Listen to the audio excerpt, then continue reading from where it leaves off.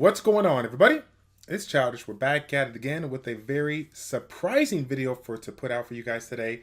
I know that you are pretty shocked, to say the least. I know I am, because Comptours just dropped the biggest bomb to date. They have given us an opportunity to do this event, and at the end of the event, obtain the 4-star Fire Vampire, Mr. Verdehile. So again, I'm obviously extremely excited for the Summoners War community, and big shout out to Comptours for giving us an opportunity to finally get a actual decent unit, right? We have a couple of horror heroes that have been available for us. However, they generally give us that counterpart. This time around, they're literally giving us one of the best monsters in the game. So in today's video, what we're going to be doing is we're not really going to be focusing on the positives, but we're going to take a look at some of the negatives, some of the mistakes that we generally make for the first time Verdehile users out there. And hopefully you guys can take these tools and learn from my mistakes as well as other people's mistakes that came before you, so that you don't slow down your progression. Okay, so first and foremost, what I want to hit up is the Verdehile, the unit in and of itself, right? We already have seen it. You guys have probably looked at it, but the thing that makes this thing super amazing is his passive, right? We got that boiling blood.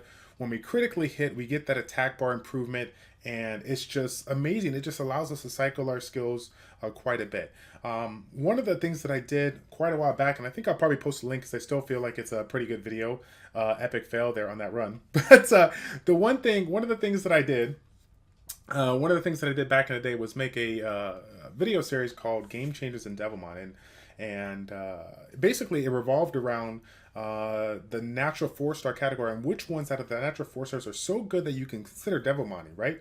Well, this time around, the reason why I put this out is because a lot of you guys have been collecting vampires over time. We've had previous Hall of Heroes and stuff like that, but this time around, you get to save those skill ups, okay? The reason being is because the passive Boiling Blood does not get altered when you have it skilled up or not. So the cool thing about this is when you build it, when you incorporate it in your team, you can literally build it, 5-star, 6-star, whatever, add it to your team comp, and you won't have to worry about investing into skill ups into it, because again, it's not going to alter the passive. The benefit of this game changing monster is not going to change.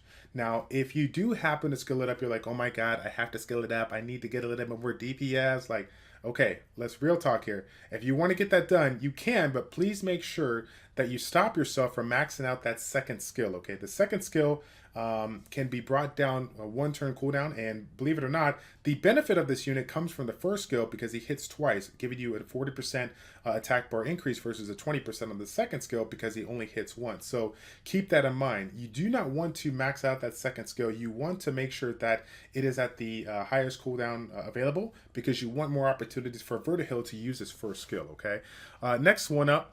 This is something that I preached quite a bit. Stats over sets, okay? When building your Verdehile, stats over sets, okay? The good thing about him, it's all revolved around the critical rate and making sure you have a high amount of critical rate to get yourself that attack bar increase, right? So make sure that that is the number one thing that you are looking at when building the monster. And again, I think I'm getting a little too ahead of myself here. We're obviously going to be looking at a couple of things: speed, critical rate, and HP. But believe it or not, if you had a good amount of speed, if you had a good amount of HP, if the critical rate's not there, he's not going to do what is intended. So keep that in mind when you are looking at building him. I know that some of you guys are going to come in here and be like, oh yeah, I got that Verdehile. Now I can put that perfect Violent Revenge set that's been sitting there for quite some time. Yes, it's a really good set. Yes, you could be taking benefit of it, but honestly, it's the critical rate that is super huge on that unit. So make sure you do it. I mean, it could be, you can get it from a random broken sets if need be. You can go Swift Blade.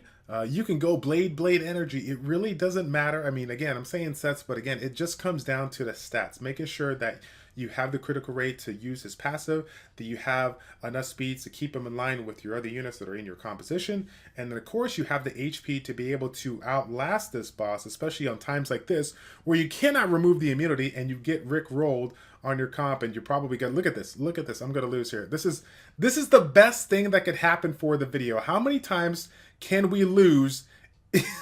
How many times can we lose in DB10, right? There it is, rip the dream. But it's all good because we're going to keep it in. It's all about the epic fails and sharing you guys the epic fails.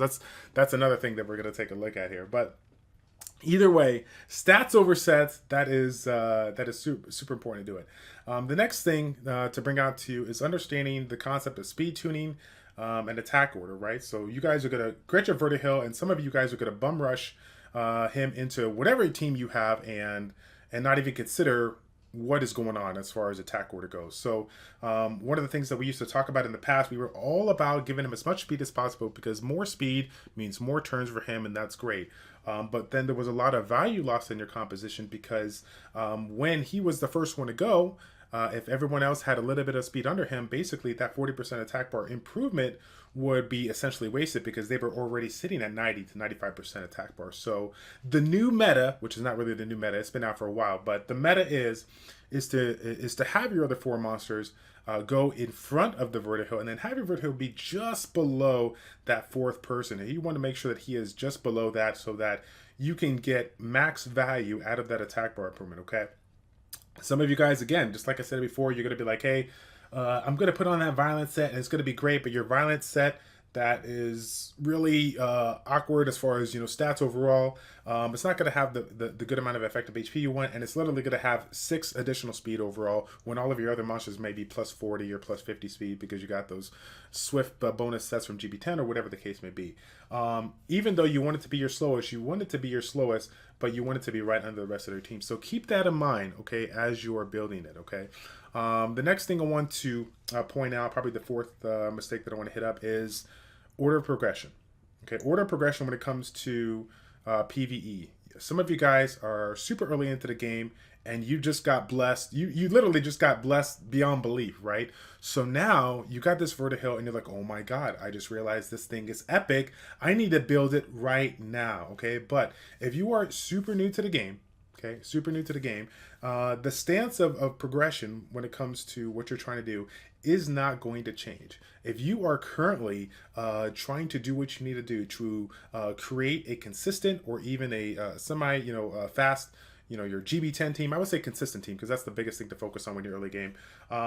You still want to go ahead and do that, okay? Is it going to be great if you get yourself that, Verdehile leveled out, 6-star and ready to go as soon as possible? Of course, it might help you, if you do have some other units to back it up. But if you are not even working on DB10, and you're like, oh my god, I got to stop everything that I'm doing to go ahead and make this Verdehile right now, that is not going to be the smartest thing to do, in my humble opinion. I want you guys to stay on your path, focus on what you need to do to keep your GB10s consistent, so that you can obtain the runes in order to assist you to clear that TOA content, and then assist you in building your DB10 team. And then from those 3 things, work on collecting those runes, so that you can build yourself a Rift of Worlds R4 and eventually an R5 team. Or if you're looking to push on the PvP side, get yourself some some will sets or whatnot. You can start working on your Necro team, way down the road. A lot of things that you can do, right? But I want, for the people out there that are early game, is to stay on track, because a unit drop like this definitely will motivate some of you guys to stop what you're doing and just build them and just try to make the best of it. But at the end of the day, regardless of how much you want to throw certain units or certain nat 5s into your team, if you don't have the runes to back it up, it doesn't matter what your composition is, it's not going to work. So keep that in mind. Keep on working on your progression comps, especially for the people out there that are really, have been working on your GB10 team and getting those consistent clears, getting those runes needed to go ahead and progress forward. That's extremely, extremely important, okay? And so moving on to the final tip, one of the things that gets definitely thought about or forgot about is what needs to be done, not on the PvE side but on the PvP side. So as you guys are seeing right here, we have ourselves a Dragon's V10 speed run that has failed about 89% of the time. Obviously there's some RNG there, but there's a couple of factors that will come into play for some of you guys that are transitioning into your speed comps, okay? A lot of you have seen countless pictures or seen YouTubers or streamers do certain comps or been, made recommendations. Fastest farmable speed DB10 team, under 2, whatever the case may be. Like, you've seen it all, but the one thing you generally don't see in these videos is their glory shot buildings and where they're sitting at when it comes to their speed tower, their HP tower, their defense tower, their attack tower. All of these things are very, very important for you to work on as you are doing your PvE content. And I put this out to you because some of the early to mid-game players out there are really, really focused on the PvE, which you should be, but there's something about the PvE sorry, the PvP that they don't like about the game. They're just like, oh my god, I'm tired of getting wrecked. Like everybody's OP. Like I don't even want to do it. I'm not even going to use my arena wings. Okay, don't be that guy or girl. Make sure that you are using your wings as much as possible. And for people that are watching me on that are from the Twitch community or whatnot, or know me for quite some time, I know you're laughing right now because of the fact that you've seen me lately get pretty darn lazy when it comes to the arena wings. But again, my glory shot, my towers are doing, they're in a good place right now, right? So obviously, if you can make an effort to use your wings as much as possible. I know that schedule is going to get a little crazy. Maybe you don't have an opportunity to get all those wings here, but that's okay. Set a weak defense. Find other weak opponents, clear them quickly, and then move on. You use your arena rings. What is it? One every half an hour. So after X amount of hours, you're gonna go ahead and come back, get those 10 arena wings done. Boom, you're done. You can move on. Whatever you were focused on, right? You could do some more PvE. You could take a break, do some things around the house, whatever you have to do. Okay. Always make sure that you are bleeding your wings as much as you can, so that you can get those towers leveled up and provide you not only a benefit for your speed DB10s runs, but every single thing in the game. These towers, if you guys haven't seen, right, these towers are going to be super important for everything that you do, and they they assist you in the rest of the content, whether it's PvE or PvP. You're going to be able to see your buffs when you go into the attack part, right? Like if I were to go into, I'm going to show you right here. I'm going to go into a run right now, so that you guys can see what I'm talking about, right?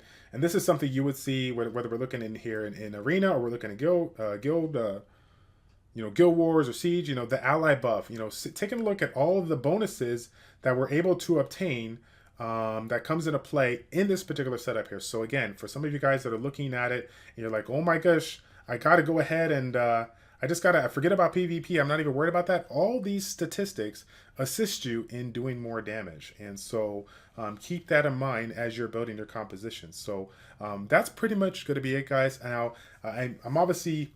I obviously understand that there's going to be a lot of things still to consider when it comes to mistakes that we make, and how we can learn from those mistakes here. But those are some of the things that have really stuck out to me. Again, this is a community, and I want you guys to share your opinion.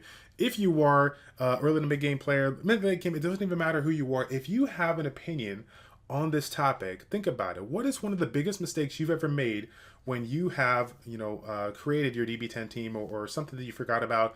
Please provide it for the community. Let them be your reason to make this a better community, right? We got an opportunity to really help out other people, because now they got a blessing in disguise by means of this Verdehile. So what are some of the things that you have learned along the way that could assist anybody out there that is literally a first-time Verdehile user?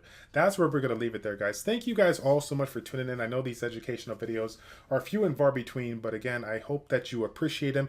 If you do, please feel free to give this video a thumbs up, and I will see you guys all in the next one. Take care.